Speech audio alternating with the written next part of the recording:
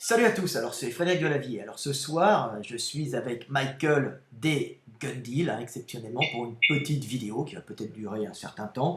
Une petite vidéo que nous allons faire sur le bodybuilding, un peu sa face cachée et l'utilisation de drogue dans le bodybuilding. Alors d'hormones, de croissance, de stéroïdes et autres drogues.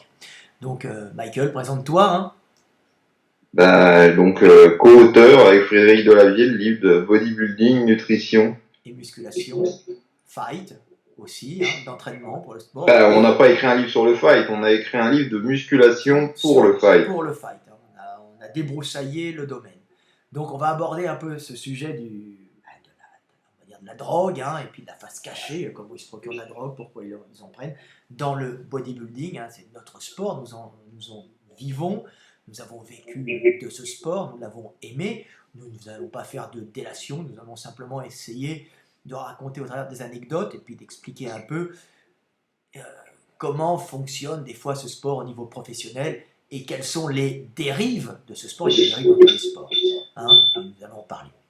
Donc, peux-tu nous parler un peu des stéroïdes, des anabolisants, de l'hormone de croissance, toi qui es un spécialiste quand même des produits, puisque tu as fait un livre avec moi sur sur les compléments alimentaires pour sportifs, donc nous n'abordons pas vraiment les stéroïdes, mais tu es calé dans le domaine de la nutrition et dans le domaine des réactions physiques du corps, par exemple pour les sportifs. Peux-tu nous en parler un peu? Testostérone qui est produite naturellement chez l'homme, avec qui se dérive soit en hormones super puissantes d'hydrotestostérone, soit en hormones femelles estrogène. Donc l'idée pour le bodybuilder, c'est d'optimiser sa production de testostérone, parce que c'est l'hormone par excellence qui donne du muscle. Voilà, qui donne du muscle et d'autres caractères comme la pilosité, la barbe. Pas forcément. Après, c'est ce que j'appelle les effets secondaires plutôt. Des poils sur le dos. Ouais, mais enfin, tout le monde n'en a pas. En particulier, les noirs réagissent beaucoup mieux que les blancs. Donc les afro-descendants, les africains, ils réagissent mieux à la testostérone ils ont moins d'effets secondaires. Alors, on en voit quand même des noirs chauves. Enfin, après, c'est plus difficile de le savoir parce qu'ils se rasent beaucoup parce le crâne. Ça fait tomber la testostérone en forte quantité, fait tomber les cheveux, c'est ça? Ah oui, normalement, mais moi j'ai vu des gars qui avaient des sacrés tignasses. C'est pour ça que c'est difficile. Il y a toujours des exceptions bizarres. J'ai vu des gars développer des tignasses. Pas possible avec les stéroïdes, c'est ça? Ouais, oui, mais enfin la plupart des. Oui, moi j'ai vu des gars avec plein de poils sur le dos avec les stéroïdes. Et les mecs plus ils ont de poils, moins ils ont de cheveux. Voilà. Oui, en général, c'est que ce qu'ils perdent sur la tête, ils le prennent dans le dos, en général, sur la poitrine, partout. C'est la même hormone qui fait tomber les cheveux et pousser les poils. Et qui va donner des problèmes cardiovasculaires. Donc plus t'es poilu, plus t'es chaud et plus tu prends de testo ou dérivés, plus t'as des chances de faire des problèmes cardiaques. À long terme. Ouais, enfin à long ou à court. Je rappelle au dernier championnat des États-Unis en juillet dernier, il y a eu 2 ou 3 morts rien que le jour du concours. Oui, 2 ou 3 morts, morts de problèmes cardiaques parce qu'ils étaient hyper secs, donc ils avaient fait des régimes pour perdre leur gras, donc ils avaient affaibli leur corps. Ils devaient manquer d'eau en même temps, ils devaient faire des saunas, ils prenaient des diurétiques pour être très secs avec ces normes dans les concours complètement stupides. Et puis en plus, ils avaient les stéroïdes qui fragilisent. Qui permettent d'aller au bout de frôler la mort tout en étant massif. Massif et puis plus ou moins encore un peu énergique, quoi. Voilà, énergique malgré un régime drastique qui normalement aurait achevé plus d'un homme.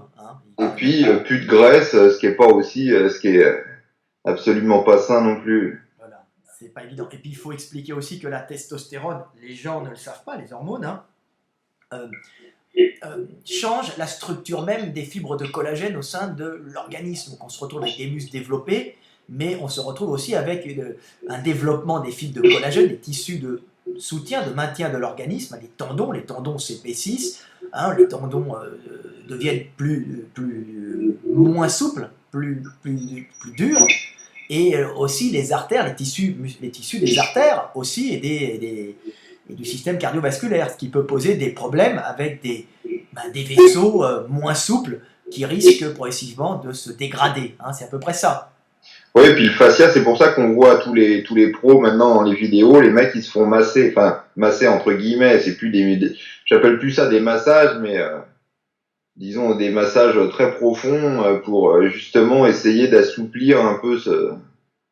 Voilà, c'est à long terme, hein, c'est ce que tu avais dit. On avait discuté avec, comment il s'appelait, ce vieil homme, ce vieil entraîneur au FIBO, qui avait justement parlé avec toi de ces problèmes de changement dans la reconstitution des fibres de collagène au niveau des vaisseaux et au niveau du système cardiovasculaire, qui entraîne à moyen et à long terme, qui peut entraîner de graves problèmes avec des ruptures, manque d'élasticité et des ruptures de gros vaisseaux.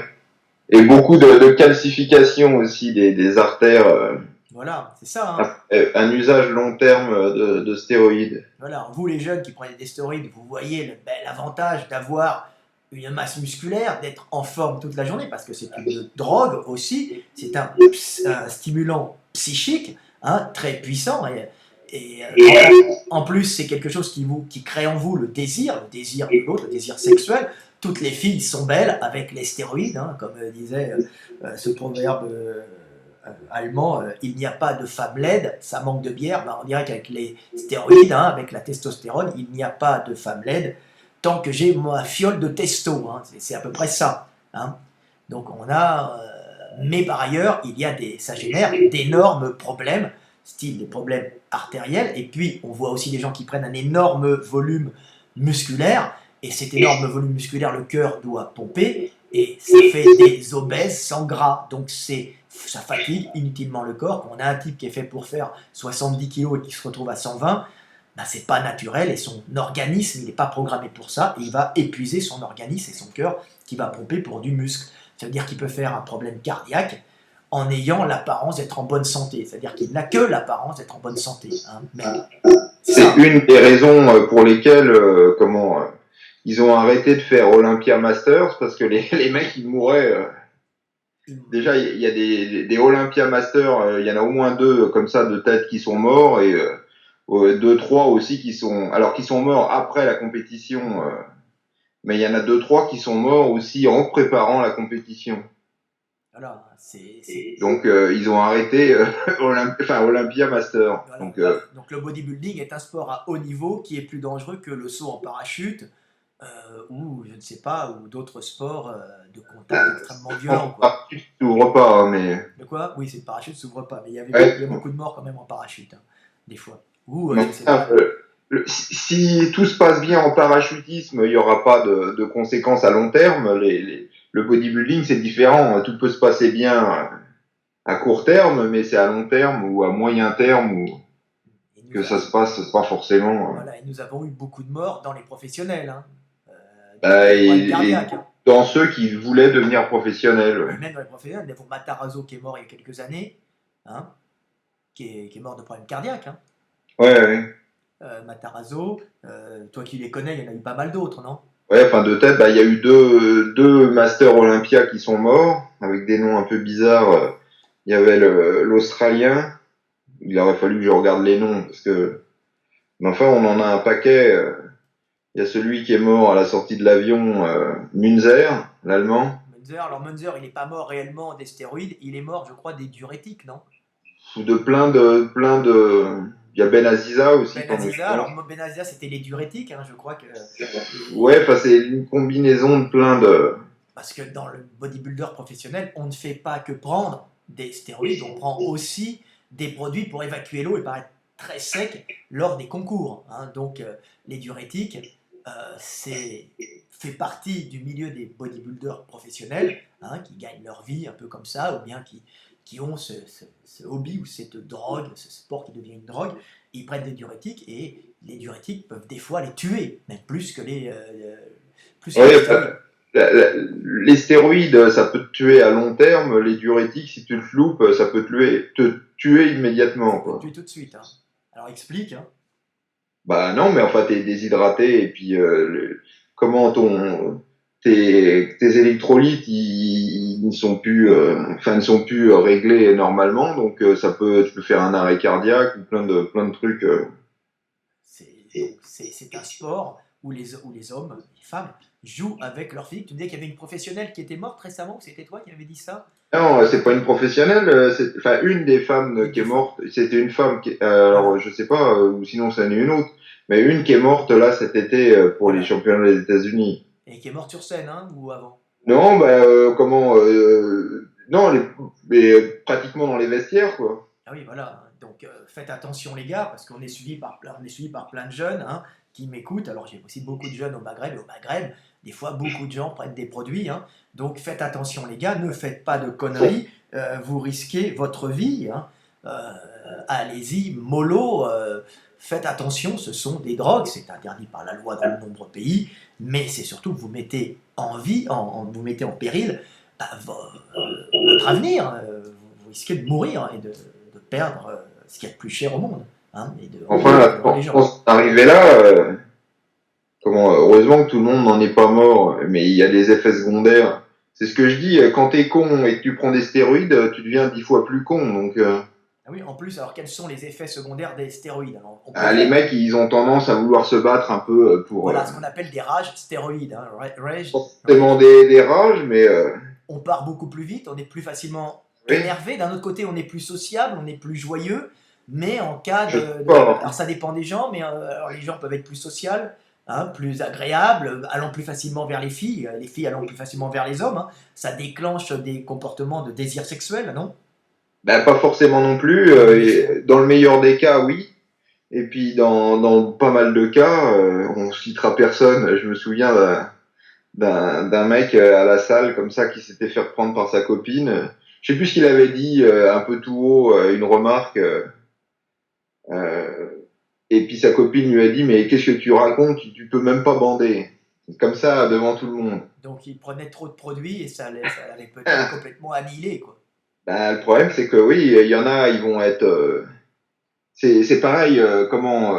Ils avaient essayé de donner de la testostérone pour castrer un peu les mecs pour pas qu'ils puissent en fait comme une pilule pour masculine pour plus avoir d'enfants mais il y en a sous stéroïdes du genre Coleman qui a plein de gosses quoi Il y a plein de gosses.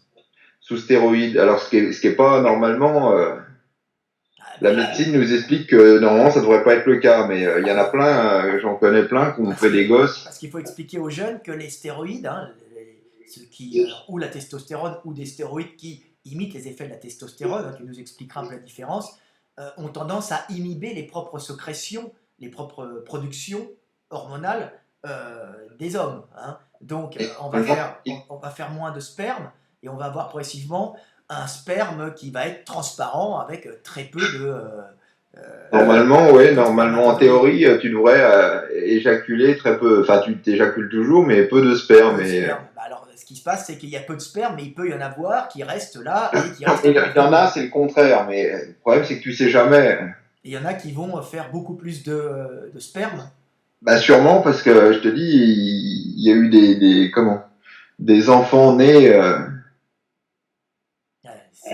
de façon du genre Coleman, je sais pas combien à combien il en a lui, mais Mais en général, moi, j'ai vu beaucoup de gens qui soupent dans les salles, qui sous produits étaient des baiseurs, quoi, on va dire, ils ne pensaient qu'à ça. bah, en Et, théorie tu dois être stérile, ouais, en théorie. alors, ils ne pensent qu'à baiser, mais ils sont stériles, si vous voulez, quand ils prennent des produits en théorie.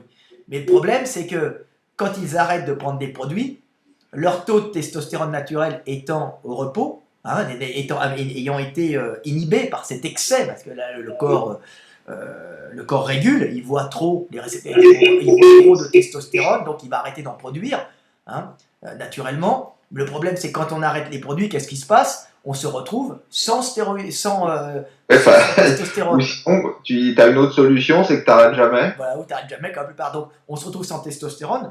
Du coup, on se met, après avoir eu la bite droite toute la journée et regarder, mater tous les culs des filles, on se retrouve la bite molle en n'ayant plus aucun désir pour les femmes, hein, parce que ça va avec la testostérone. Hein. C'est-à-dire que si vous n'avez plus de testostérone, c'est même pas que vous n'allez pas bander, c'est que vous n'aurez pas envie d'aller voir les femmes. Hein.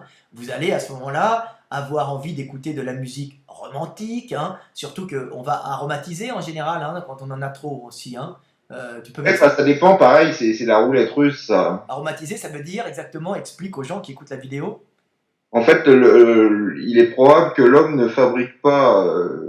Alors, la testostérone, c'est les couilles qui la fabriquent et puis les surrénales indirectement.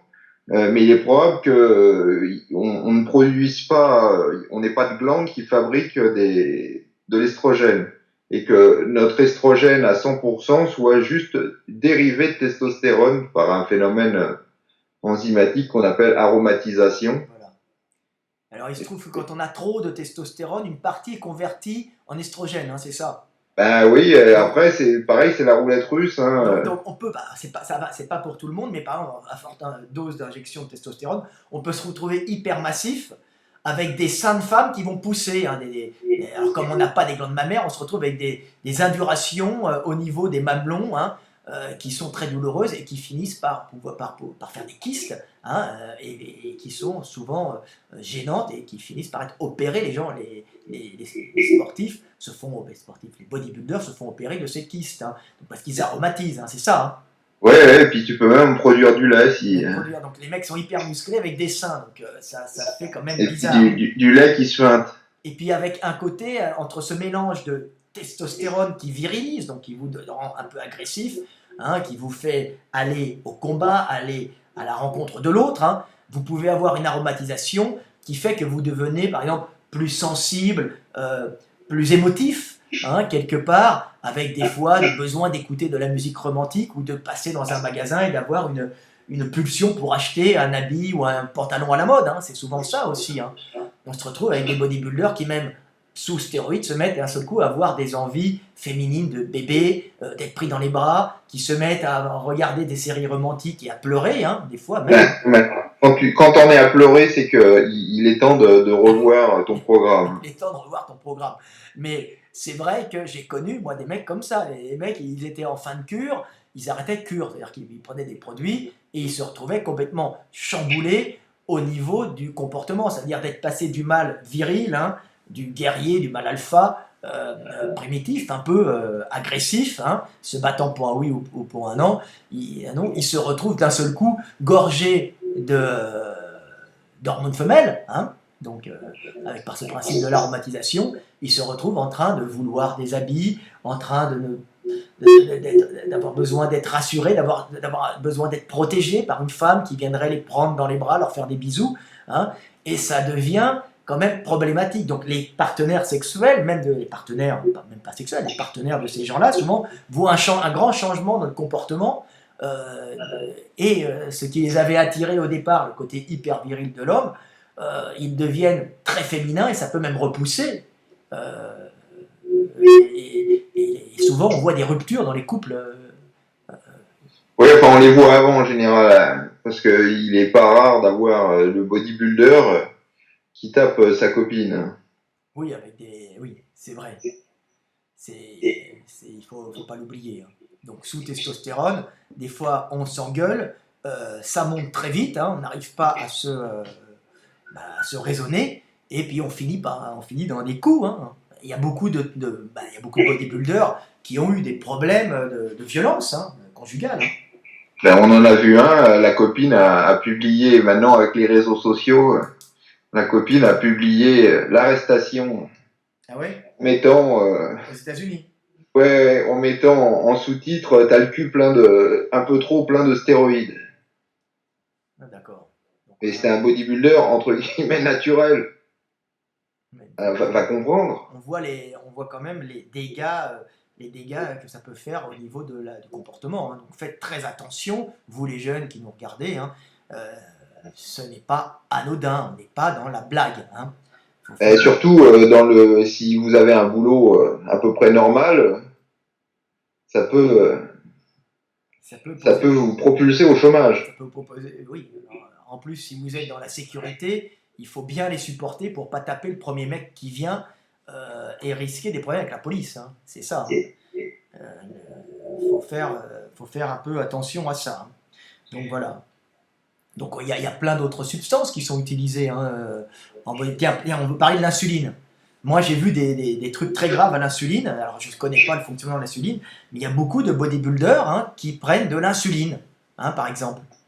Ben, on en connaît un qui est mort, un célèbre qui est mort de. Bah, alors, il y a un célèbre bodybuilder, je sais, qui est mort, qui préparait sûrement un retour justement dans une compétition vétéran, et qui est visiblement mort, puisque je sais que au service d'urgence, j'avais un pote qui bossait, qui dit putain, j'ai vu arriver un mec, j'ai jamais vu si gros, il s'est tué à l'insuline. Et je dis mais qu'est-ce que c'est que ça? Il était comment? Je dis mais c'est ce mec-là. Effectivement, c'était lui. Je ne dirais pas le nom, hein. Donc je ne sais pas. Tu pourrais expliquer comment tu pourrais expliquer comment ça fonctionne. Les gars prennent de l'insuline. Hein, explique un peu ce qui leur arrive quand ils en prennent trop. Non, en fait, ça n'arrive assez rarement quand on débute, parce que les mecs font très attention. Il y avait un mec qui racontait ça dans un podcast. Alors, les mecs font très attention quand ils commencent à utiliser l'insuline. Alors, qu'est-ce que l'insuline pour les gens qui nous suivent? L'insuline, c'est l'hormone qui évacue en gros, l'excès d'énergie qu'on a dans le sang. Parce que je t'avais posé la question, combien on a de grammes je sais pas si tu te souviens de la réponse, combien on a de grammes de sucre dans le sang à jeun. Tu m'as dit 3-4 grammes, c'est ça? Ah oui, puisqu'il y a qu'à regarder, ceux qui font on pourra en parler aussi, ceux qui font des analyses sanguines, c'est écrit dessus. Il faut être à moins d'1 gramme de sucre dans le sang par litre de sang. Donc comme on a quoi? On a même pas 5 litres de sang. Le calcul est vite fait. Le Pékin moyen, il a 3 grammes de... Voilà, il faut signaler que c'est 3 grammes dans le sang qui tournent en permanence et qui sont en permanence utilisés. Et pas en permanence, sauf si tu mets de l'insuline. Voilà, c'est 3 grammes en permanence qui viennent et qui repartent dans les muscles, pour faire fonctionner l'organisme, hein. Cerveau surtout. Et dans le cerveau, voilà, le cerveau qui est un gros consommateur de sucre, hein. C'est notre particularité, c'est parce que nous sommes un animal social très complexe, avec des complexités dans nos relations sociales. Donc, alors les gens utilisent de l'insuline, pourquoi? Alors explique. En gros, ça a débuté avec l'hormone de croissance avant tout. Quand les mecs ont commencé à prendre de l'hormone de croissance, l'hormone de croissance, c'est un peu l'antithèse de l'insuline. C'est-à-dire que c'est une hormone qui va remettre de l'énergie dans le sang quand il y en a plus. On a mis une hormone de contre-régulation, ça s'appelle. Le problème, c'est que l'un des effets de l'insuline, ça provoque de la GH, ça provoque une résistance à l'insuline. Donc en fait, on va fatiguer le pancréas et avec l'hormone de croissance, les mecs devenaient diabétiques. Ouf, mais ils en prenaient beaucoup? Bah même sans en prendre énormément, suffit d'avoir quelques prédispositions génétiques. Il y a déjà beaucoup de gens qui deviennent diabétiques sans jouer au con, mais avec l'hormone de croissance, t'as un taux de sucre dans le sang qui bondit. Donc c'est de là, pas que de là, parce qu'il y avait un culturo-diabétique, c'est lui qui a beaucoup commencé. C'est Tim Belknap, c'était un peu le clone de Tom Platz, qui était diabétique. Il était diabétique, je me souviens. Et c'est de là que est surgi pas mal l'idée que c'était pas une mauvaise chose pour prendre du muscle de prendre aussi de l'insuline, parce que ce mec-là, il était énorme, donc les autres ont voulu faire, même sans être diabétique, les mecs ont voulu faire comme lui. Donc l'insuline permet à ce moment-là permet de calmer les effets secondaires sur la régulation, parce que le sucre, c'est très toxique dans le sang, on se rend pas compte. C'est pour ça qu'on en a très peu. Donc ça permet de contrebalancer l'effet hyperglycémiant de la GH, puisque l'insuline est hypoglycémiante. Et alors quand on fait une hypoglycémie, quand les mecs en prennent par exemple sans GH, il y a des gens qui prennent de l'insuline sans GH, comme ce célèbre bodybuilder français. Oui, non, mais alors le problème, justement, le mec expliquait bien ça, c'est qu'au début, comme tout le monde sait que c'est dangereux, tout le monde est hyper attentif, etc. Et puis plus les gens ont l'habitude d'utiliser, c'est ce qu'il racontait, qu'il avait fait son injection d'insuline après son entraînement, il rentre chez lui, il avait rien à bouffer. Alors il se dit bon, j'ai le temps d'aller au supermarché. Le problème, c'est qu'il est tombé dans les embouteillages. Ouais, et alors? Ah bah ça c'est, il dit, il a failli faire un coma. Bah oui. Parce qu'à ce moment-là, il était sous insuline, c'est ça? Ouais, bah oui, il venait de faire son injection d'insuline, c'est pour ça qu'il n'y a rien à becter, mais il Donc, se dit, j'ai le temps d'aller au donc supermarché, c'est pas de problème. c'est hypoglycémiant. Et qu'est-ce qui se passe? Le cerveau se retrouve sans Ah bah, nourriture. sans rien, puis le corps envoie les hormones de contre-régulation, mais en théorie, il se dit, tiens, j'ai trop d'insuline, donc il arrête de produire de l'insuline, sauf que là, il va se dire, j'ai trop d'insuline, j'arrête de produire de l'insuline, mais vu que c'est toi qui l'as injecté, il a pas de prise. Donc à ce moment-là, hypoglycémie générale. Et le, Hyper, enfin, si tu avais les hormones de contre-régulation qui augmentaient, ça tu irait. évites l'hypoglycémie, mais là, comme le corps, il envoie les hormones de contre-régulation, mais il peut pas faire d'hyperglycémie, il peut pas réguler la glycémie. Donc oui, effectivement, bah, tu peux tomber dans le coma. Parce Puis après, le temps que les mecs s'aperçoivent de ce qui t'est arrivé, bah, trop tard. ton cerveau est mort puisque ton cerveau n'a pas été nourri, n'a pas été entretenu. C'est ça. Ouais, enfin, alors on a l'exemple du bodybuilder français qui est pas mort tout de suite, hein, du coup. Ah non, il est resté plusieurs mois dans le coma comme un légume, hein. Comme me disait mon pote, il le voyait tous les jours. Il me disait, il est dans son lit et bah, il regarde les mouches au plafond. Donc c'est quand même très dur. Il est mort au bout de. Donc tu peux mourir tout de suite, mais tu peux aussi ne pas mourir tout de suite. Il est resté un légume pendant plusieurs mois, hein. Avant de mourir. Avant de Ben, mourir, bien parce que indiqué, bien en indiqué général, déjà. tu t'en sors pas. En général, tu t'en sors pas parce que ton cerveau, il a reçu des dommages généraux, hein. C'est pas juste une zone avec une rupture d'anévrisme qui a pu à un certain endroit qui a une lésion. Non, non, c'est tout ton cerveau qui est niqué, hein, il faut le savoir, hein. Donc, ce sont des dommages généraux, hein. On est dans le méga dommage, hein. Donc, les gars, faites attention. Moi, j'étais à Budapest et j'ai vu un mec comme ça commencer une crise d'hypoglycémie qui commençait à lui taper sur le cerveau. Et le mec était comme un fou, à se rouler par terre. Et il a commencé à dire oui, du coca, du coca. Et heureusement, les mecs sont allés chercher du coca à fond la caisse, hein, et il s'est gavé de litres de coca parce que ce gars faisait une hypoglycémie due à l'insuline. Ils sont malades, hein, faut le savoir, c'est de la folie. Maintenant, les diabétiques, ils ont toujours sur eux du glucagon, donc, qui est l'hormone, alors là, qui est beaucoup plus que la GH, un anti-insuline. Pour justement, si ça leur arrive, ils ont leur injection de glucagon. Le mec avait limite des crises de folie et en même temps des crises d'angoisse dues à cette hypoglycémie, hein. C'était terrifiant à voir parce que il s'effondre pas comme ça, hein. C'est très dur, hein. C'est un sentiment d'angoisse, une perte de lucidité, mais en même temps de l'hyper-peur, et puis tachycardie, et c'est le cerveau qui pète les plombs, hein, qui part en couille. Donc il faut absolument lui apporter de la nourriture. Alors, c'est pour ça que pour une fois, le coca a sauvé, hein, on peut dire. En général, il bousille un peu, mais là, il a sauvé notre bodybuilder hongrois que j'ai vu devant moi. Je dis, mais qu'est-ce qu'il a? On est allé lui prendre du coca à fond à la caisse et il l'a pris, donc c'est quand même grave, parce que là-bas, ils font pas attention, des fois, ils sont Ouais, là. parce que c'est pas le meilleur sucre. Mais ils prennent ce qu'ils ont, hein. Ouais, non, mais ça aura pas été. C'est pas top, hein. Non, c'est pas le sucre de prédilection. Voilà. Mais Alors, enfin, en tout cas, ceux qui veulent prendre de l'insuline, étudiez bien les protocoles de sécurité qu'on donne aux diabétiques. c'est ça. Et alors après, nous avons alors l'hormone de croissance, tu peux nous en parler un peu? La Ben go-hormone. oui, comment.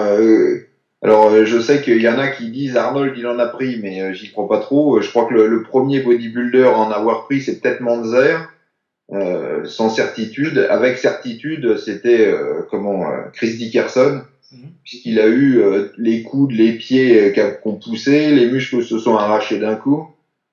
Voilà. Il a eu la totale, lui, puis un peu de bide. Oui, parce que ça fait pousser les viscères, hein, il faut bien le dire, hein, puis ça fait tout pousser, hein. Ouais, l'ancienne faisait encore plus pousser tout. Voilà, alors les gars, ils poussent de partout, ils poussent au niveau des os, hein, ils poussent au niveau de la mâchoire, ils poussent au niveau du nez, alors, ils poussent au niveau du sexe aussi, le sexe s'agrandit d'une façon irrémédiable, hein, Il y en a qui m'ont dit ça, mais je sais pas si c'est vrai. Donc, non, normalement, toutes les extrémités à forte dose poussent, hein. Le visage change complètement. J'ai vu des filles sous hormones de croissance. Alors, la qualité de la peau s'améliore en général. Hein. Si tu as remarqué, peut-être. Bah, je sais pas. En général, les gens ont une peau un peu moins ridée. Hein, Les vieux, les vieux, on utilise ça pour les vieux, ils sont plus en forme. Le problème, c'est que le dosage que prennent les bodybuilders est souvent complètement délirant. Hein.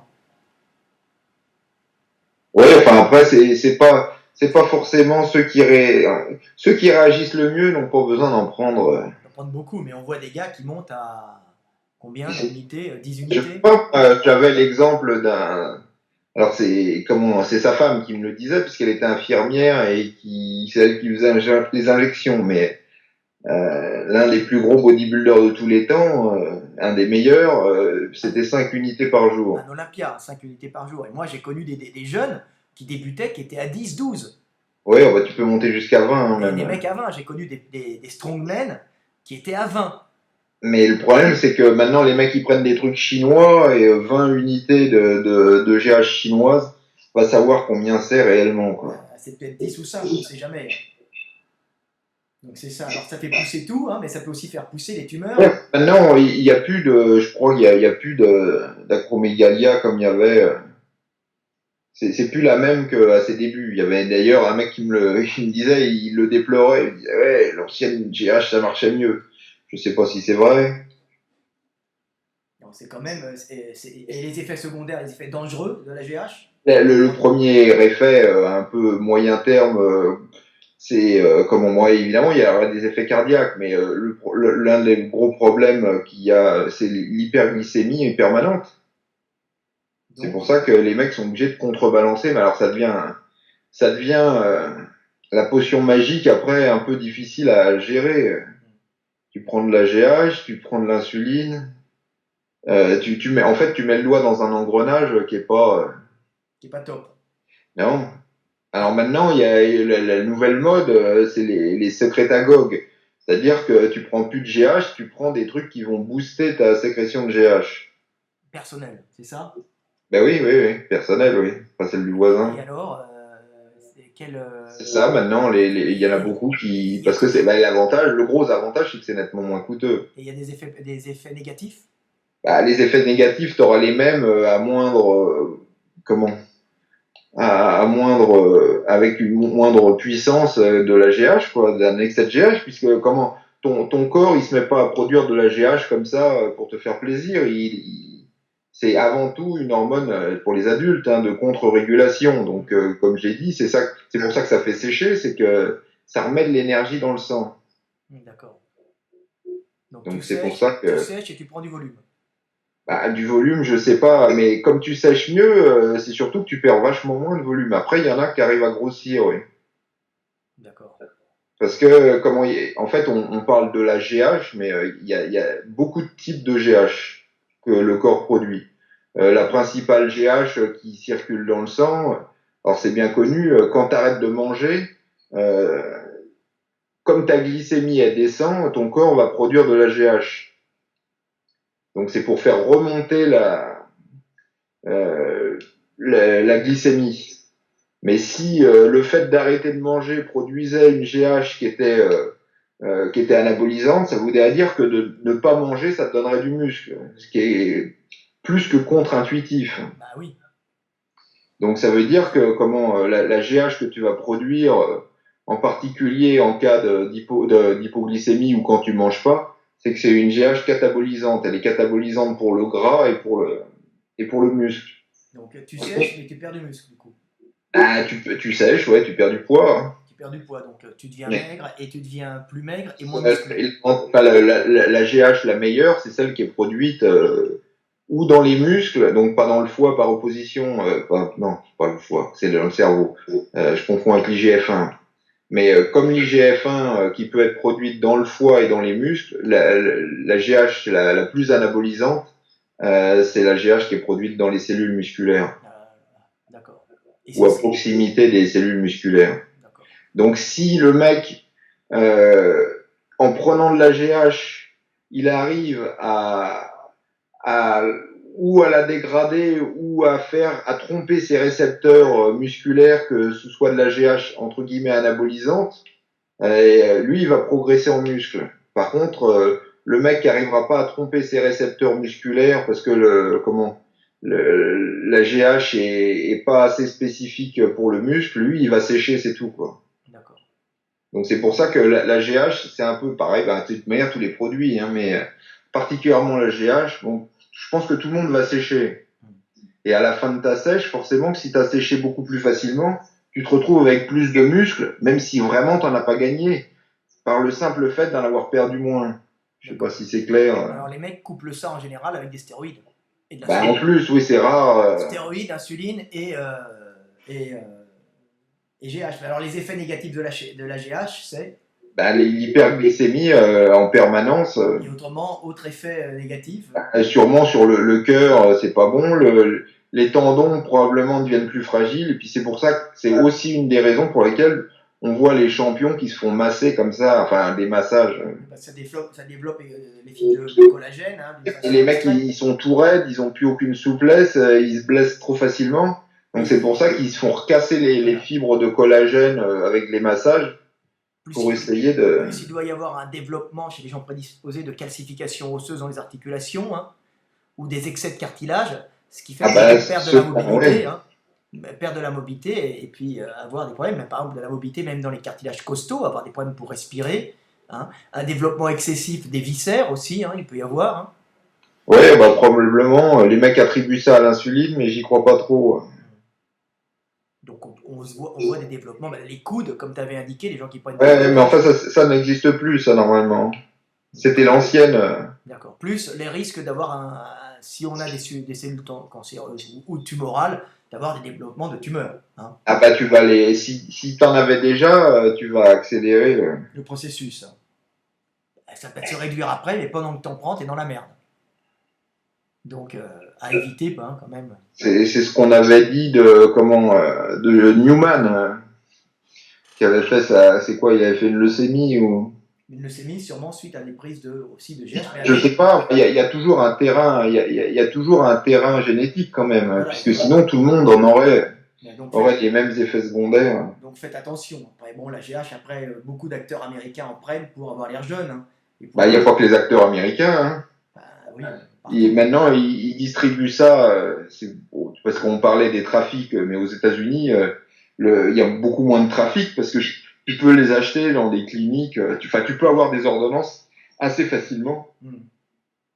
Pour tous ces produits, hein. C'est ça. Ah oui, c'est ce qu'on appelle les cliniques de rajeunissement. Il y a un bodybuilder qui est de ma génération, c'est Zuko Loto, qui est devenu très très riche en ouvrant des cliniques de rajeunissement. Donc on file aux gens des injections de testo. Et de GH, ça dépend du fric que tu as. Plus tu as de fric, il t'explique que tu manques d'hormones. Voilà, j'aime bien raconter l'histoire de Robbie Williams pour les gens. Robbie Williams, le chanteur, hein, qui est en général quelqu'un de très ouvert et absolument pas hypocrite quand il parle, qui était tout le temps en dépression, hein, qui prenait de la drogue, de la cocaïne, qui avait dit qu'il prenait de la drogue, et après qui avait arrêté, qui prenait beaucoup d'antidépresseurs. Et puis il entend à la télévision que les Américains... les acteurs américains, il le dit comme ça, j'entends que les acteurs américains vont dans des cliniques de rajeunissement. Alors il dit, bah tiens, moi je vieillis un peu, je vais y aller. Alors il y va, et il entend que les mecs prennent de la GH. Alors il y va, il dit, ouais, je vais me prendre de la GH. Hein, et alors le mec lui fait le test, il dit, mais non, vous avez un taux de GH parfaitement normal, même au-dessus de la moyenne. Par contre, votre taux de testostérone est absolument bas. Et ça va pas du tout. Et en général, taux de testostérone bas égale dépression. Hein, ça va ensemble. Ouais, bah t'as pas d'énergie. T'as pas d'énergie, t'es dépressif. Et le gars, il lui dit, bah, je vais vous refaire des rééquilibrages qu'ils appellent en testostérone. Et Robbie Williams, qui est un garçon très simple et très intelligent en même temps, il a dit, bah, depuis que je prends de la testostérone, je ne prends plus d'antidépresseurs et j'ai plus besoin de drogue. Hein, c'était l'histoire racontée de Robbie qui l'avait racontée d'une façon très simple à la télévision. Hein. Mais il a peut-être plus besoin de drogue, mais c'est pas pour ça qu'il doit arrêter d'avoir pris, mais bon. Parce que j'avais remarqué déjà, à la muscu, ceux qui fumaient devant la salle de sport, c'était aussi ceux qui prenaient des produits. J'avais déjà remarqué ça. il y a très longtemps. Bah, lui avait semblé dire qu'il n'avait plus besoin. Hein. Ouais, non, mais là, c'était le tabac. J'avais fait la relation entre le tabac, tu vois. J'avais vu que les mecs qui fumaient avant de s'entraîner devant la porte de la salle, c'était aussi... Ouais, chacun a une vue par rapport à sa santé qui est un peu différente. Hein. Ah, qui est personnelle, ouais. Personnelle, ouais. Parce que, par exemple, la testostérone, après une cure, quand les gens font des cures, par exemple, ils se retrouvent sans testostérone et ils sont en dépression nerveuse hein, à ce moment-là. Ouais, pas tous pareil, ça dépend. Hein. Mais moi j'ai connu des mecs qui se sont suicidés. Hein. Suicidés suite, alors il y avait sûrement un facteur à la base social, peut-être génétique, mais ça n'a pas aidé le fait de prendre des... Je me souviens d'un gars qui s'entraînait à Nation, tu devais connaître, hein, deux bodybuilders qui étaient là, il y en avait un qui était très sympa, il avait une petite voix comme ça, mais extrêmement énorme. Il a fait une dépression et il s'est suicidé suite à un arrêt de cure. Hein. Ouais, il y a plusieurs cas, un jeune aussi aux États-Unis, un cas célèbre là-dessus. Et le gars, il s'est suicidé en se coupant l'artère fémorale. Hein. Donc, c'était pas beau à voir, le pauvre. Hein. Et c'est suite à un arrêt de cure où il était dépressif, où sa copine l'avait quitté peut-être parce qu'il était devenu impuissant. Et ce pauvre garçon s'est éliminé sous l'effet justement du manque de testostérone et d'être bouleversé par ces changements hormonaux qui le perturbaient, qu'il n'arrivait pas à gérer, hein, dont aromatisation, excès d'hormones femelles, romantisme extrême, et en même temps fatigue nerveuse et dépression suite à cette baisse totale de testostérone. Donc c'est pas du tout anodin, c'est très dangereux, ce sont des drogues, hein. C'est pas que des drogues qui vous rendent baraquer, c'est des drogues qui changent votre perception du monde et qui changent votre tonus, ce sont des stimulants, hein. Et quand vous en avez plus, ben, votre organisme il est lessivé pendant pas mal de temps et vous avez du mal à remonter. Hein. On voit, comme je dis, des couples se défaire souvent à l'arrêt de cure aussi. Hein. Le gars n'est plus rien, il n'est pas le brillant, le viril chevalier musclé, il devient une loque humaine dépressive, ne trouvant plus d'énergie et de goût à la vie. Hein, et ça fait fuir les femmes, souvent. Pas les femmes qui aiment, mais si elles étaient allées avec l'homme pour le physique, elles le quitteront pour son déchéance physique. Hein. Faut le savoir. Hein. Je sais pas si tu te souviens, au VDR, il y avait un mec qui était aveugle, on l'amenait d'une machine à l'autre. Tu sais, fallait le... À la suite d'un suicide non, ouais, il s'était tiré une balle dans la tête. Suite à un excès de testostérone, sûrement. Je sais pas si c'était ça, mais... Mais moi, j'en ai connu beaucoup. Ici, j'en ai connu en Hongrie aussi, qui, ne pouvant plus, ayant eu un accident, je crois, au genou, ne pouvant plus s'entraîner comme ils voulaient, bon, sûrement ayant arrêté les produits quelque temps, ont dû faire une dépression et se sont suicidés. Hein. Triste, il avait une petite fille. C'est pas du tout drôle, hein, c'est faites attention les gars, hein. On n'est pas dans la rigolade. Hein. Tu vois. Donc c'est assez intéressant. Alors tu peux nous connaître. Tu peux nous parler un peu de l'IGF-1 parce qu'on entend parler de l'IGF-1 aussi. Oui, les facteurs de croissance maintenant qui se développent. Moi j'ai des copains qui me disaient moi je suis naturel, je ne prends pas d'hormones de croissance ni de testostérone. Bon, je prends un peu d'IGF-1 mais c'est pas des, mais ça n'a rien à voir. Alors est-ce que c'est vrai? Parce que le mec avait l'air énorme. Moi tous les mecs que j'écoute qui ont testé un peu tout, il n'y a personne qui a jamais trouvé un produit aussi efficace que la testostérone. C'est normal parce que ça va jouer sur tous les autres. Ouais. Parce que quand tu prends de la testostérone, tu augmentes aussi ta production d'IGF-1. Donc, alors qu'est-ce que l'IGF-1? Peux-tu nous expliquer? Insuline-like, growth factor, alors c'est pareil, c'est une hormone qui ressemble un peu à l'insuline parce qu'elle est hypoglycémiante. Donc tu peux faire une hypoglycémie à l'IGF-1. Alors normalement, pareil, comme la GH, elle est fabriquée soit dans le foie, donc suite à la prise de GH, enfin de la prise ou la sécrétion de GH, soit dans le muscle, et c'est l'IGF-1 musculaire qui est beaucoup plus efficace sur le plan anabolique que l'IGF-1 circulante dans le sang, donc qui est produit par le foie.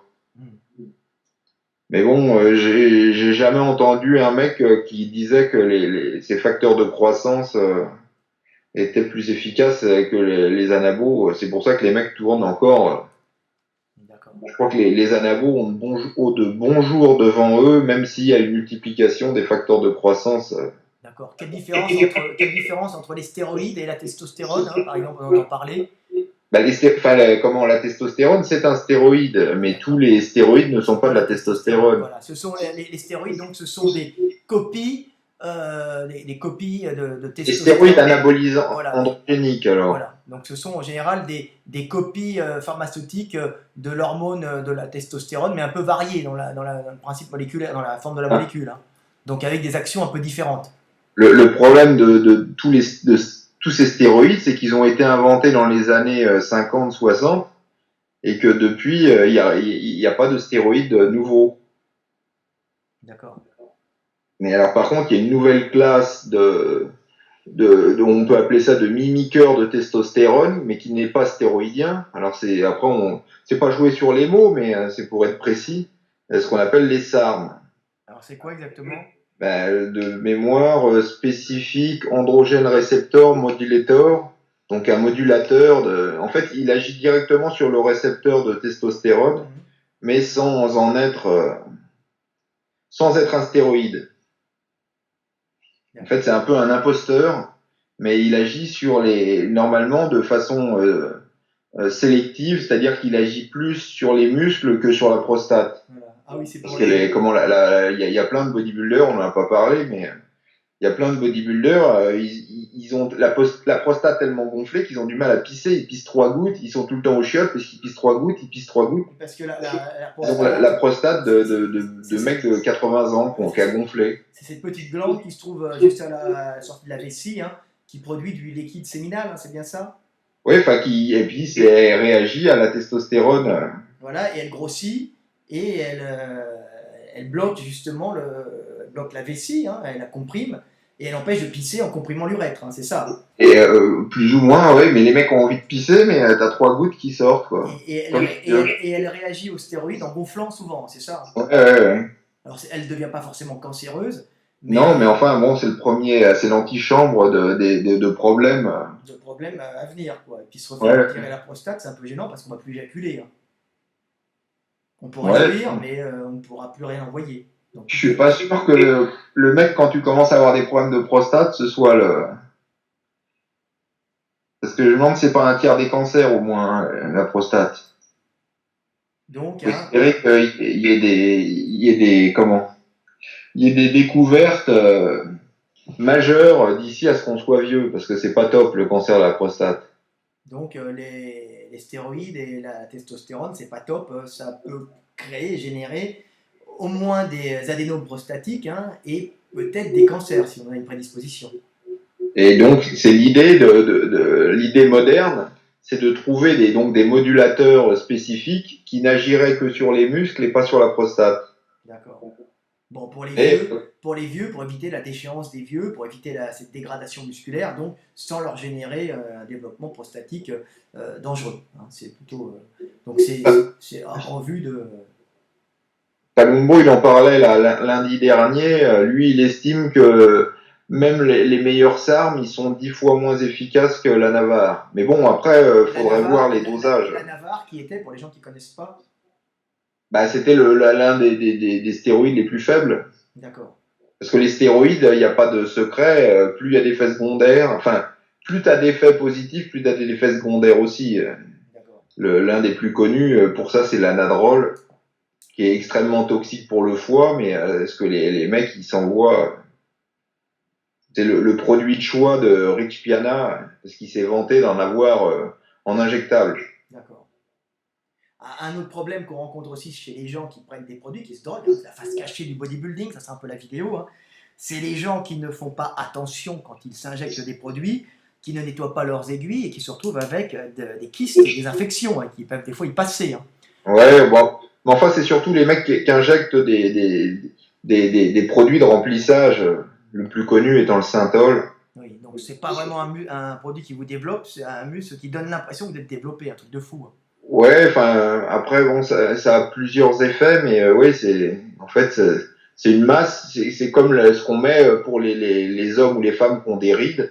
C'est pour ça qu'en chirurgie esthétique, les mecs ont dit, tiens, t'as trouvé un bon terme, mais c'est pas moi qui ai trouvé le terme, ça s'appelle comme ça en chirurgie esthétique. C'est un produit de remplissage. Quand t'as une ride, ils te mettent un produit dans la ride, ça gonfle un peu la peau, et la ride disparaît. Donc c'est une catégorie qui s'appelle le produit de remplissage et ça fait pareil dans le muscle. Donc le synthol, n'est pas confondre avec le désinfectant bactérien buccal, hein. Ouais, non, non, mais bon, je sais pas s'il y a encore beaucoup qui utilisent du synthol. Il y a plein de dérivés, hein. D'accord. Mais on ne peut pas à proprement parler de ça comme un développeur musculaire, hein. Il y en a qui disent que oui, dans le sens. Déjà, une fois que tu as injecté, le muscle, tu le sens 10 fois plus parce que tu as mal, un peu comme une piqûre d'abeille, quoi. Oui, c'est une inflammation. Donc Ouais, l'inflammation va créer, voilà. va générer de la reconstruction musculaire. Oui, il faut du collagène qui va l'encapsuler pour te protéger, quoi. Voilà, parce qu'il faut savoir que l'inflammation, c'est une réaction de l'organisme qui fait que quand l'organisme est détruit, il va y avoir une inflammation, donc ça va devenir rouge. Ça va apporter rouge, pourquoi? Parce que les vaisseaux sanguins se dilatent pour apporter du reconstructeur, hein, pour apporter des éléments pour régénérer ce muscle endommagé. Donc l'inflammation régénère indirectement le muscle. Mais enfin, il y a de plus en plus de champions. Alors, ils l'injectent dans le muscle, mais tu sens quand même que quand le muscle il se contracte, c'est Ben, bizarre, quoi. c'est C'est ce que particulièrement, j'appelle le muscle moderne. c'est particulièrement pas beau, ça n'a pas la forme, ça se gonfle. Bah, je sais pas, non, c'est bizarre. C'est pas un Bon, muscle dont les fibres vont dans le sens de la traction, c'est pour ça. C'est un muscle qui est un muscle inflammé, un muscle, ça fait malade, un muscle, une maladie, quoi. bah, je sais pas, mais c'est un peu bon. L'exemple le plus typique, c'était Marcus Roule. Quand il avait le bras tendu, c'est comme s'il avait, il a le biceps qui est comme s'il contractait, quoi, alors qu'il a le bras tendu. D'accord. Mais Mac Charles, par exemple, je trouve qu'il a des muscles extrêmement étranges. Il n'y a pas d'anomalie anatomique, mais quand tu as l'habitude de voir des muscles qui se contractent et qui Alors, on bougent, sent, on etc., sent qu'ils sont pas tendus dans le bon sens, c'est comme tous je sais pas. ces Brésiliens, qu'on voit des photos de Brésiliens complètement dingues qui se mettent du synthol dans les bras d'une façon excessive. Ah ouais. Non, mais alors, C'est au n'importe Brésil, quoi. ils mettent beaucoup ce qu'ils appellent AD, parce que c'est pas cher, c'est des vitamines pour les chevaux. Et alors? Ben, ça fait ça, c'est leur synthol local, ou sinon, bah, il y a le silicone très, très populaire. Et puis, il y a les nouveaux produits que tu arrives à avoir en grande quantité, parce que les prix ont diminué. Alors, je faudrait chercher les noms, je les connais plus, mais c'est des noms de molécules extrêmement compliqués. C'est des dingues quand même, hein. Bah, non, mais c'est ce qui, en chirurgie esthétique, c'est ce qu'ils mettent dans les rides. Hmm. Donc c'est pas, enfin c'est dingue, oui et non, mais sauf que là, au lieu d'en injecter quelques millilitres, ça c'est en litres. Alors par contre, on peut parler aussi des effets irréversibles chez les femmes, parce qu'on voit beaucoup de femmes maintenant qui se mettent à prendre des produits, hein. Bon, ça a tout le temps existé, hein. Donc chez les femmes, ça pose quand même quelques petits problèmes, hein. Bah oui, moi je l'ai vu au dernier Fibo là, parce que j'ai un nouvel appareil photo, Ouais. il fait 42 millions de Et pixels. alors? Bah, le problème de 42 millions de pixels pour un bon appareil professionnel, en général, il fait moitié moins déjà. Donc en grossissant le visage, tu vois les poils de barbe rasés, c'est ça? Ah, c'est horrible, j'ai vu des moustaches, mais Ben chez voilà, des nanas de catégorie bikini, voilà, fitness. voilà, censé être naturel. Donc les filles, hein, on va vous prévenir, si vous prenez des hormones, hein, virilisantes, hein, pour avoir du muscle, pour assouvir votre passion, qui est un délire aussi, hein, ben vous risquez d'avoir, on va énoncer un peu, hein, vous risquez d'avoir, ok, du volume, mais vous risquez d'avoir des poils qui vont vous pousser sur tout Ouais, le non, corps. enfin non. Maintenant, disons que vous risquez d'avoir des séances de laser à répétition à faire. Voilà, pour enlever tous les poils de C'est votre ça. visage, vous allez avoir une virilisation et vous allez vous retrouver avec une moustache un peu comme la mienne, là je ne me suis pas rasé, qui va pousser, donc c'est particulièrement pas attirant pour une femme, hein. Pour un Mais homme, ça peut le faire, et je sais faire la différence entre une moustache et un petit duvet que les femmes ont. que les femmes peuvent avoir, hein. Quand Donc, je dis une moustache, c'est une moustache. Chez des nanas, jamais t'aurais pu t'imaginer que alors, outre ça, il y a le changement de la voix, hein, il y a le changement de la voix. Il y a le pire, le développement moi je l'aime bien, mais bon, elle a une voix, c'est Iris Kyle, elle a une voix. donc une voix grave, hein, ça a changé irrémédiablement votre Bah, voix. ouais, ça revient très physiquement. Après, bon, il y a des opérations, mais bon, se faire opérer les cordes vocales parce qu'on a pris des stéroïdes, c'est pas génial, quoi. Et il y a aussi un autre truc, hein, qu'on peut voir souvent, c'est le développement de la vulve et particulièrement du clitoris, hein. Ouais, non, mais c'est pas obligé de le voir, là, Ben, moi, j'ai fallait déjà regarder. vu, hein, et c'est particulièrement éprouvant à voir pour un homme habitué à voir des femmes normalement constituées, hein. Moi, je me souviens d'avoir vu une fois un clitoris qui était Et tu t'en es pas remis parce que tu m'en parles toujours. voilà, à peu près comme ça, hein. Avec ce qu'on appelait, Duquesne, il appelait ça un petit cornichon. Voilà, un petit cornichon. Donc, c'est chaud. Je me dis, mince, la fille prend ça, c'est dommage. Et là, j'ai compris qu'elle prenait des stéroïdes. Et c'est pas très esthétique. Et je veux dire, y a rien de grave, mais pour quelqu'un qui n'est pas homosexuel, qui n'est pas attiré par les protubérances sexuelles importantes, hein, c'est pas le top, hein. Moi, je sais que bon, ça m'a pas. Je suis un homme normal, hein. Donc c'est assez impressionnant de voir un grand clitoris qui s'est développé sous hormones. Voilà.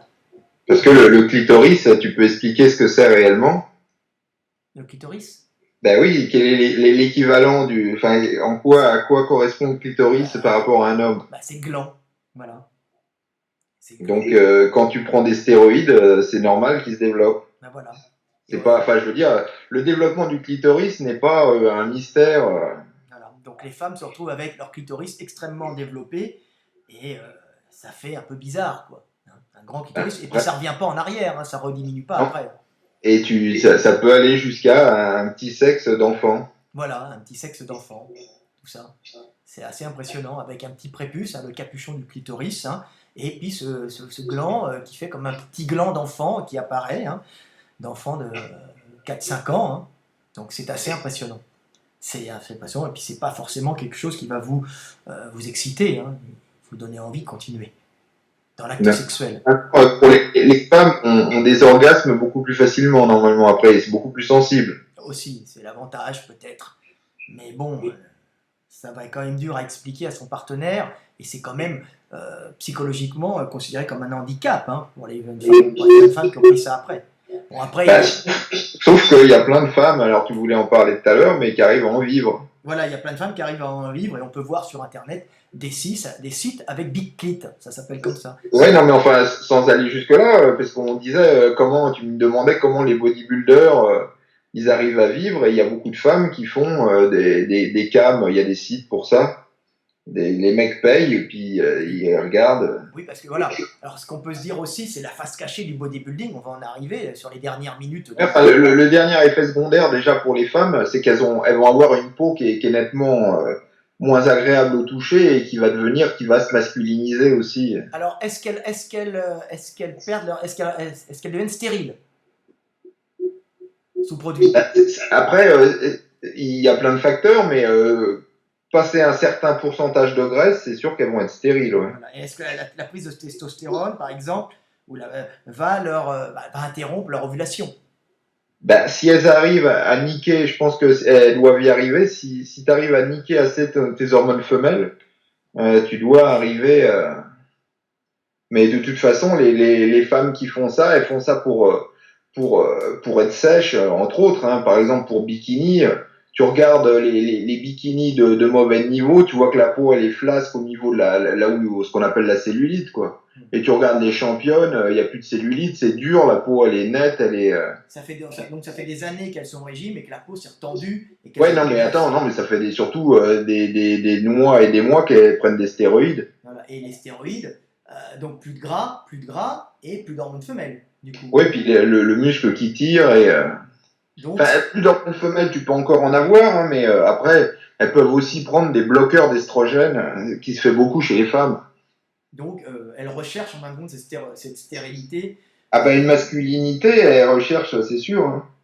Donc, une masculinisation. Il faut savoir que les femmes, passées un certain niveau, une certaine quantité de graisse, quand elles n'ont pas assez, elles n'auront plus leurs règles, hein, souvent. Elles n'ont plus de règles. De toute manière, plus tu as un pourcentage de graisse bas, moins tu as de règles, et le contraire est vrai aussi. Donc, stéroïdes ou pas, les filles, quand vous baissez votre taux de graisse par un régime drastique, vous finissez par être stérile, hein, faut le dire. Ouais, non, mais il y a plein de sports, il n'y a pas qu'en bodybuilding. Hein, Merde. Les anorexiques aussi. Les anorexiques qui font un régime ne prennent pas de produits et puis se retrouvent stériles. Il y a plein de sports où les femmes n'ont plus leurs règles. Voilà. Il n'y a pas que le bodybuilding. Voilà, parce que le fait de ne pas avoir un taux de gras élevé fait que vous n'avez pas de précurseurs hormonaux naturels pour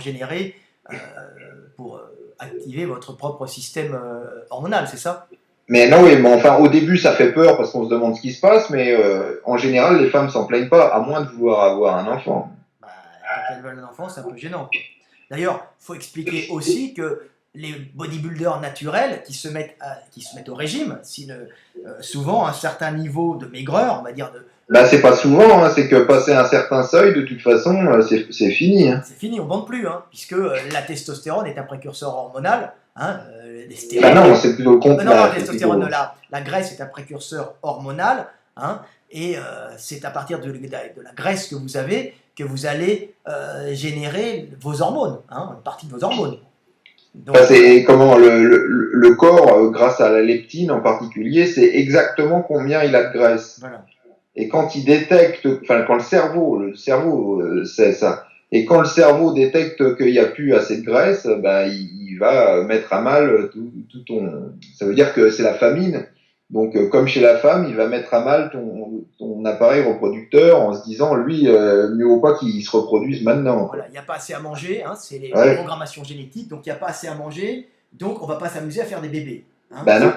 Donc en fin de compte, c'est C'est un système de c'est un système sécurité. de sécurité pour éviter d'avoir des petits qu'on ne pourra pas nourrir, ouais, et faire que l'espèce disparaisse. Donc c'est un Oui, système. voir que comment parce que imaginons il n'y a pas à manger, la femme tombe enceinte, elle peut mourir, le ben, bébé va mourir et et elle la aussi. femme Et aussi. elle aussi. Donc c'est des systèmes. Et pour les hommes, c'est un peu pareil. Hein. C'est-à-dire que s'il n'y a pas assez à manger, il ne va pas se reproduire. Hein. Donc le système met au stop le système de reproduction, hein, hormonal qui permet la reproduction. Et puis on se retrouve avec des hommes qui, passés à certains niveaux de graisse, donc au régime, hein, quand ils sont naturels, bien sûr, bah, n'ont plus d'érection, ils sont impuissants, puis ils sont stériles, quelque part. Puis pas stériles parce qu'ils n'ont pas de spermatozoïdes, stériles parce qu'ils n'ont plus de désir et de testostérone aussi. Hein, c'est ça. Ben oui, De l'impuissance, tout simplement. quand même de regarder un film porno ça te fait chier, c'est que Voilà. Mais quand une il belle est temps que fille, tu remanges un peu. c'est quand une belle fille se déshabille devant toi et que tu n'en as rien à foutre, tu peux te poser des questions et te dire il est temps que je reprenne un peu de gras. C'est à peu près ça. Ben ouais, Voilà. mais enfin c'est encore mieux avec un porno. Oh, il n'y a rien de mieux qu'une belle fille quand même. Ah oui, mais le problème c'est que si tu t'aperçois que tu peux plus bander devant la belle fille,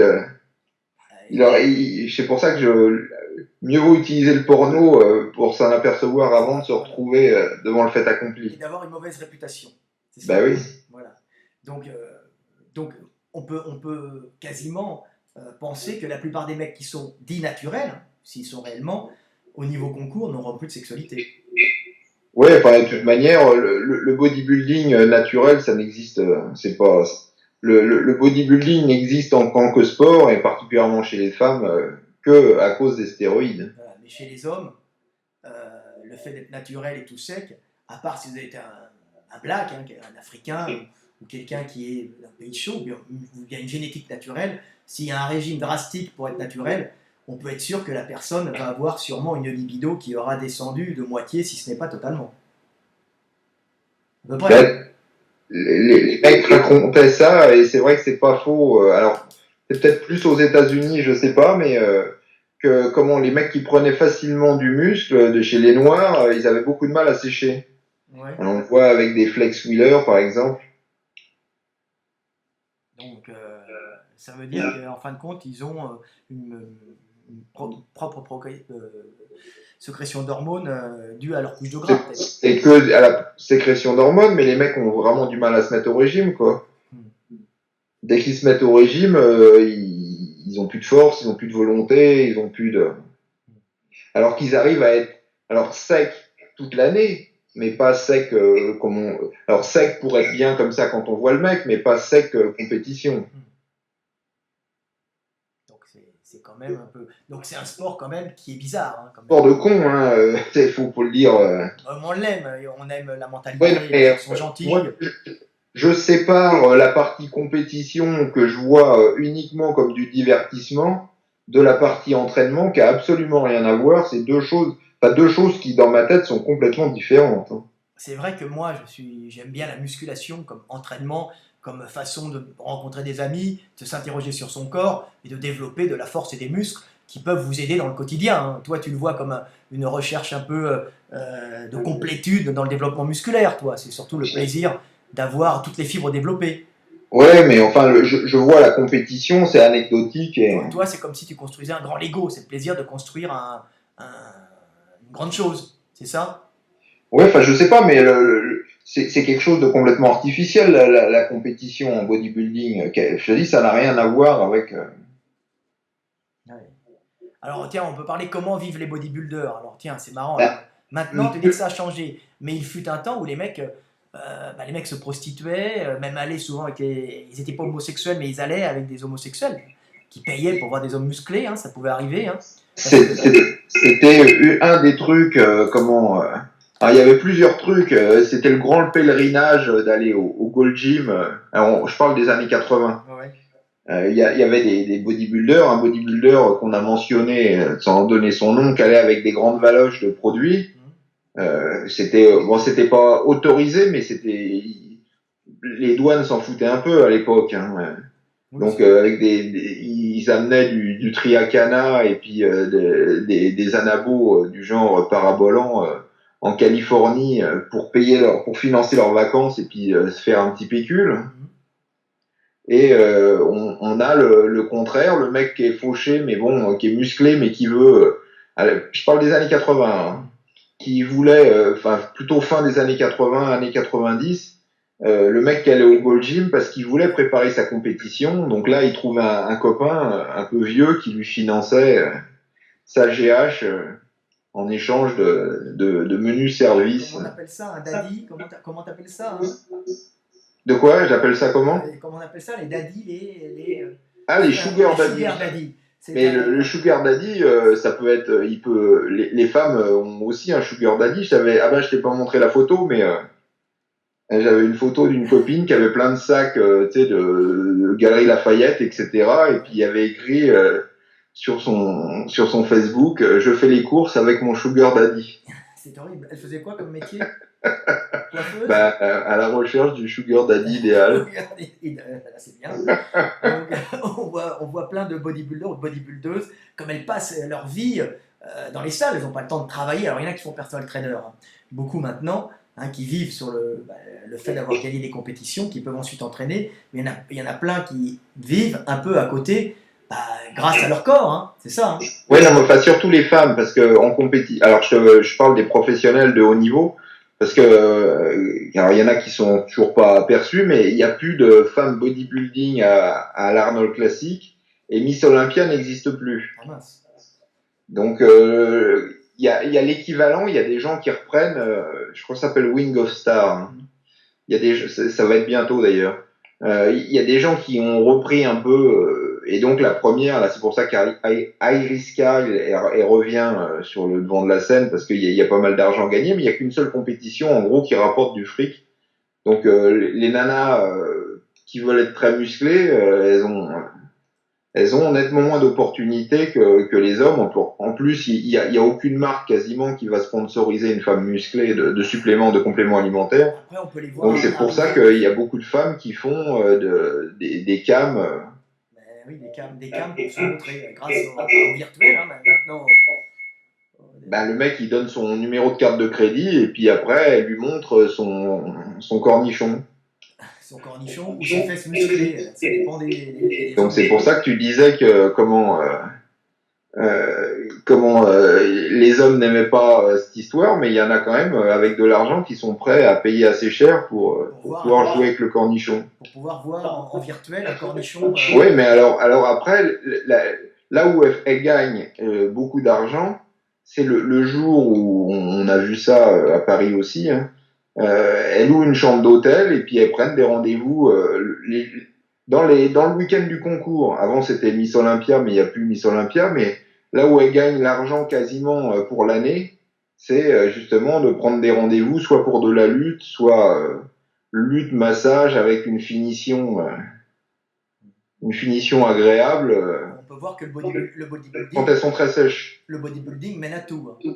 Ouais. Et puis, bon, les hommes, il y en a qui doivent faire ça, mais moins maintenant. Il y a toujours du gay forfait. Je vois qu'en Hongrie, par exemple. Moins que dans les années 80, 90. En Hongrie, par exemple, il y a un marché qui s'est ouvert, parce que moi je suis en Hongrie actuellement, hein, toi tu es en France, c'est la magie du net.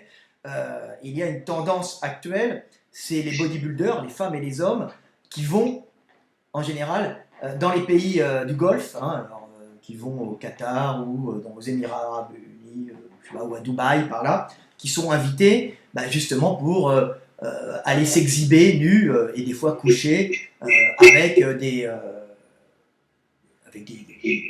Qataris ou des Émiratis, des Ah, des Dubaïs. gens qui ont assez de moyens pour. Des gens qui ont assez de moyens pour payer les voyages à ces gens-là et puis payer leurs fantasmes. Et puis l'argent du pétrole leur permet de financer leurs dérives sexuelles. Et c'est pour ça qu'on voit beaucoup de gens du Golfe, c'est la nouvelle destination, par exemple en Hongrie, pour les bodybuilders qui ne vivent que de ça, hein, puisque c'est une folie. Hein. C'est drogue, ils aiment leur sport, mais ils y sont accrochés par les drogues, par tout un mode de vie où ils ne travaillent pas à côté, hein, bien sûr. Hein. Donc, ils vont pas faire des voyages là-bas, et puis des fois ils sont même pas homosexuels, et ils couchent avec avec des Arabes du Golfe, hein, qui eux vivent leur homosexualité cachée, mais payent cher pour ça. Et même les femmes y vont, hein, donc des fois des couples y partent, hein, et des fois même les femmes y vont, tous les fantasmes sexuels de ces gens, ils les financent, et donc le fantasme d'aller avec des bodybuilders, de voir des bodybuilders nus, ou de faire l'amour avec eux, ou bien de se faire mettre par un bodybuilder nu quand on est un Qatari ou un Saoudi. Ou un Saoudi peut-être moins, je ne sais pas. Eux, ils viennent en général, ils viennent dans les pays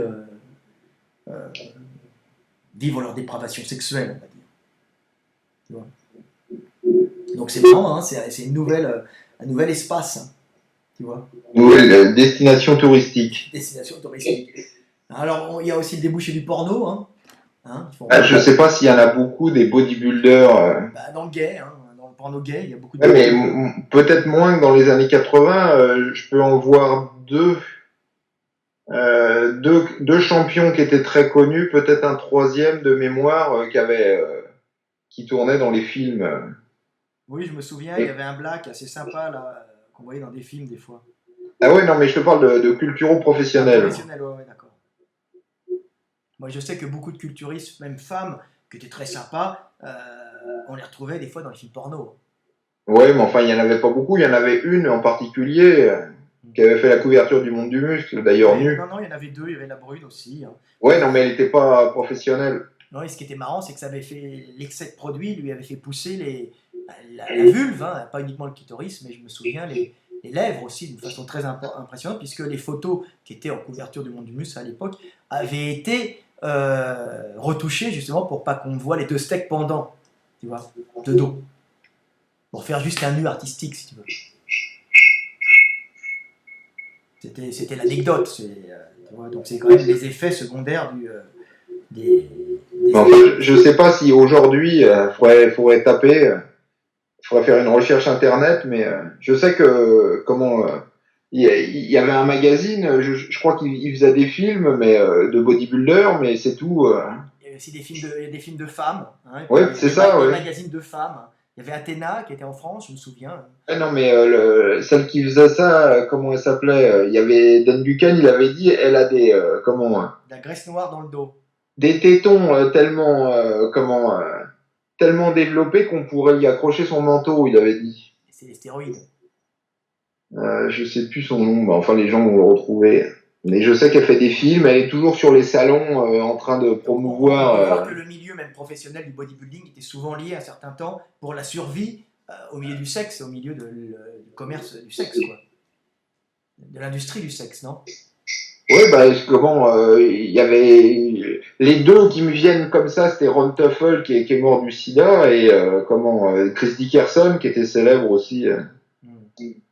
Donc qui était Monsieur Olympia lui par contre. Maintenant aussi, beaucoup de jeunes femmes qui font du bodybuilding aiment à montrer leurs fesses, et alors il y a une espèce de course à la fesse développée pour avoir plein de likes et pour pouvoir... Ah ouais, alors du like, tu montres ton cul sur... voilà. Mais bon... Et à ce moment-là, tu fais tu fais du buzz.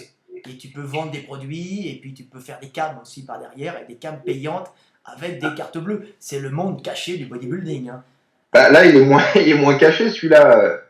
Maintenant, trouve une championne de fitness, etc., qui est pas en train d'exhiber son cul. Bah oui, il y en a même qui sont call girls des fois. Hein. Tu vois. Donc alors sans compter les mecs qui vivent avec le trafic des produits. Hein. Ouais, mais enfin, oui, il doit y en avoir, mais aux États-Unis moins maintenant parce que c'est quand même, il y a beaucoup de sites internet qui en vendent et puis il y a ces cliniques de rajeunissement qui facilitent. Par contre, au Maghreb, c'est la folie, hein. Au Maghreb, c'est tous les produits, en Thaïlande aussi, mais alors au Maghreb, c'est tous les produits frelatés, hein, qu'on peut avoir, et puis les mecs sont prêts à se vendre n'importe quoi, même des ampoules remplies avec de l'huile rance, hein, tu vois. Bah, je sais pas, enfin, il doit y avoir quand même des produits pharmaceutiques Il y en a, bien assez sûr, facilement. assez facilement, mais on voit beaucoup de trafic, hein, et on voit beaucoup de faux, hein. Il y a eu un Ouais, ah site, bah ça, des faux, il y en a même dans les compléments alimentaires, des faux. Donc, sur un site algérien, je me souviens, ils dénonçaient ça, c'était assez intéressant, vous voyez les faux, les vrais, il y avait tout un trafic, et puis les mecs s'injectent des fois de l'huile rance avec des bactéries qui n'ont pas été... souvent le problème c'est le fait d'avoir des fioles qui ne sont pas aseptisées, et les mecs s'injectent des produits avec des bactéries dedans, et puis c'est furon, c'est septicémie, des fois mort. bah, il y avait comment, en Afghanistan où il y en avait trois quatre qui étaient morts le jour du concours aussi. Tu vois, c'est ça, avec des produits frelatés. Bah, c'est probable, ou, enfin, quelqu'un, ou le même mec leur avait donné un mauvais conseil, mais il y avait eu tout un scandale en Afghanistan là-dessus. Donc on peut voir quand même Parce que... qu'il faut dire, alors en Iran, etc., c'est le bodybuilding, c'est hyper développé. Oui, ben, On comme se en rend pas Asie compte de maintenant, ça. hein. Le bodybuilding se développe partout, hein. Au Qatar, au Koweït, il y a beaucoup de compétitions de bodybuilding maintenant. T'as même des faux livres en Iran. Ah oui, en Iran, j'ai des faux livres.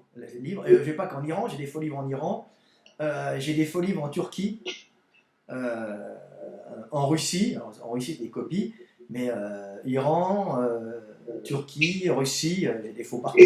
Donc ça se développe, hein. Mais la Russie, c'est connu, c'est une terre traditionnellement de force, plus que de bodybuilding, mais qui a aussi de bodybuilding. Tu vois. Donc Non, ça, mais pour le Moyen-Orient, c'est alors quand on n'a pas le nez dedans, c'est plus étonnant, mais ils font beaucoup. Il y a bah, l'Oxygène Gym avec les franchises, etc., qui se développent.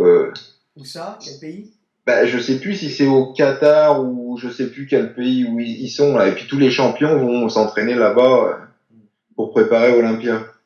Intéressant. Il doit y avoir tous les produits, il ne doit pas y avoir de législation particulière Ouais, sur non, mais c'est pas l'utilisation. que les produits, c'est tous les champions que j'appelle qui ont une génétique mentale de branquignol, quoi, qu'il faut pousser au cul en permanence pour s'entraîner, pour la diète. Alors ils ont des mecs qui leur poussent au cul toute la journée et toute la nuit, quoi.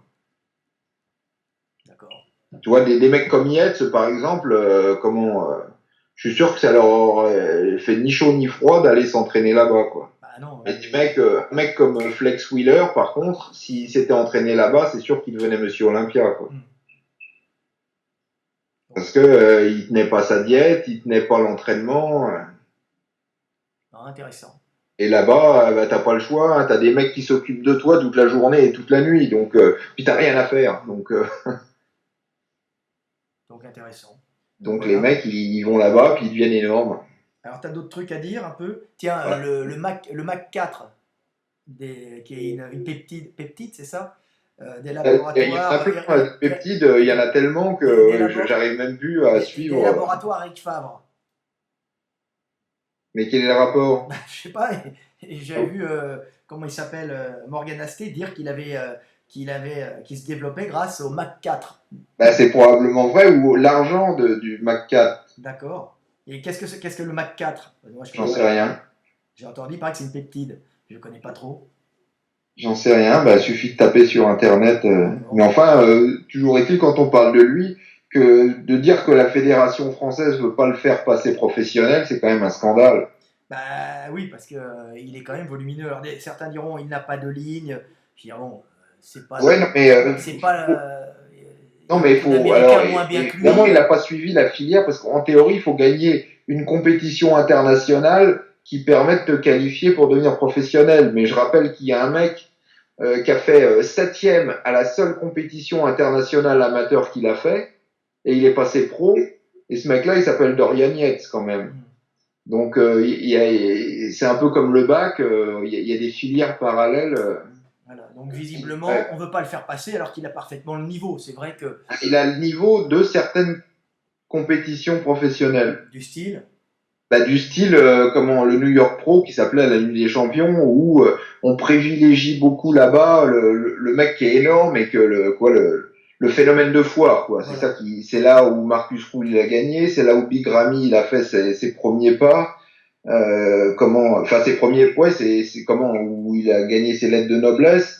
Il y avait Nasser Sombati qui a bien marché, Yates qui a fait deuxième sur sa première compétition là-bas, il a gagné l'année suivante. Nasser Sombati qui est mort. Hein. Beaucoup de bodybuilders, même pas très vieux, meurent. Hein, Quand ils sont énormes comme ça, oui, D'accord. c'est pas le mec de 70 kilos qui va mourir en premier. C'est vraiment une injustice, je suis d'accord avec toi, que Morgan Asté ne soit pas passé professionnel. Je sais pas si c'est injuste, si on veut respecter au pied de la lettre les instructions de la fédération, non. Mais bon, les instructions, il y a l'esprit des instructions qui veut, qui est là pour barrer le premier branquignol venu qui veut passer professionnel. Mais là, on n'en est plus à ce niveau-là, quoi. C'est vrai que Morgan Asté, pour les gens qui veulent connaître, hein, ils n'ont qu'à taper Morgan Asté, c'est sûrement actuellement le plus gros bodybuilder que j'ai vu sur le. Bah, actuellement, quasiment sur la Terre. Hein. Oui, parce que c'est le plus grand. Parce que Big Ramy, peut-être qu'il est gros aussi, mais comme il est moins grand, il doit être moins musclé. Enfin, il doit avoir moins de kilos de muscles. Voilà, il est moins grand. C'est quelqu'un qui est exceptionnellement grand et exceptionnellement volumineux et sans réel point faible, hein, qui a peut-être pas la ligne rêvée par la fédération, mais qui non, comme je te disais, après l'IFBB professionnel, c'est ça que les gens ont du mal à comprendre, n'ont pas un seul critère pour tous leurs concours.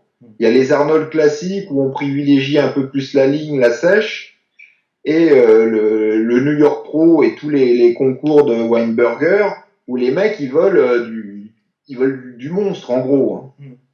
Donc même si le mec il a une moins bonne ligne, une moins bonne sèche, ils vont être moins regardants puisqu'ils cherchent la masse à outrance quoi. D'accord.